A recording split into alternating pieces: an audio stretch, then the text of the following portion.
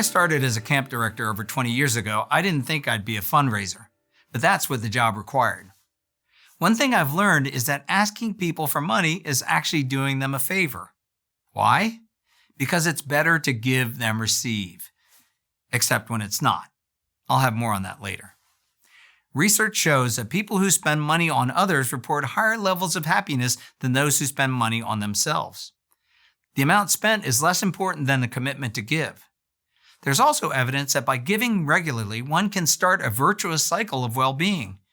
Generosity makes you happier, which leads to more generous behavior, which makes you happier. It's also important to note that giving goes beyond money. Generosity includes giving our time and effort to help others. Doing something to improve the well-being of others is generally a way to feel better, at least in the short term. And there are clearly long-term effects to giving our time, talents, and treasure to others. The research shows that those who are generous tend to be healthier and live longer. They also tend to achieve more success in their careers than those who are focused only on their own success.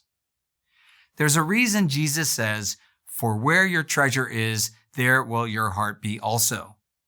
Giving reflects the divine nature of a self-giving God. When we give away what the world considers most valuable, such as time, money, and effort, we experience the very heart of God. But there is a caveat.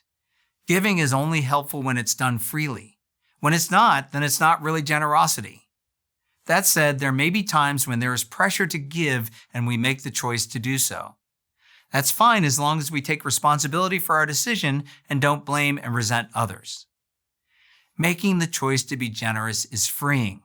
It is a way to point to a God of abundance, not a God of scarcity. Those are values to live by the whole year around.